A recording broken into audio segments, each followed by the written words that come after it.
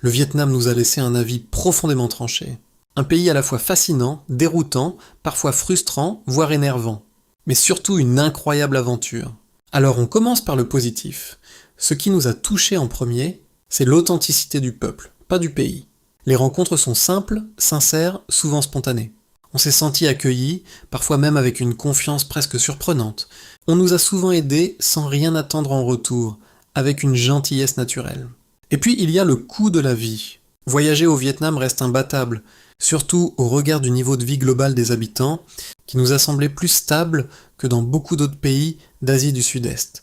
On mange, on se déplace, on dort, pour des prix qui permettent de vraiment profiter, mais il y a aussi du négatif.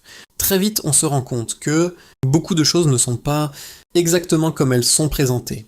Les annonces sont souvent exagérées, parfois trompeuses, surtout concernant les hôtels ou les sites à visiter.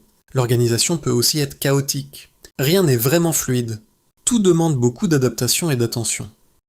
Mais presque toujours, cette désorganisation est compensée par la bonne volonté des gens. Côté nourriture, surprise. On a presque chaque fois eu des indigestions dans les vrais restaurants, alors que la street food, elle, ne nous a jamais posé problème.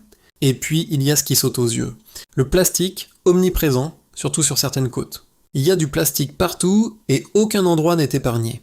C'est un véritable désastre écologique, tant la quantité est impressionnante. Des projets immobiliers abandonnés, figés dans le temps de partout et dans chaque ville. Des monuments magnifiques, parfois gâchés par des pancartes colorées, de la publicité ou des éléments un peu kitsch, parfois même d'énormes bâtiments construits juste devant. Le Vietnam, c'est aussi un pays de règles. Ici, on ne négocie pas vraiment, mais en contrepartie, on ne s'est presque jamais senti arnaqué. Les prix sont posés, clairs. La conduite est intense, chaotique, bruyante, parfois agressive, souvent déroutante, toujours dangereuse. Les trottoirs, oubliés. Ils deviennent des parkings, des extensions de commerce ou simplement des obstacles à contourner.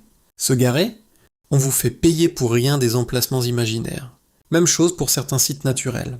Et si quelqu'un vous arrête au bord de la route pour payer, disons que tout le monde ne s'arrête pas. Malgré tout ça, le Vietnam reste une expérience forte. Un pays de contraste, où le beau et le dérangeant cohabitent, en permanence. Un pays qui ne cherche pas à plaire, mais qui marque. Et puis il y a ces petits détails qu'on n'oublie pas, et ces drapeaux rouges, omniprésents, comme un rappel constant du Parti communiste. Le Vietnam ne nous a pas laissés indifférents. Et c'est peut-être ça le plus important.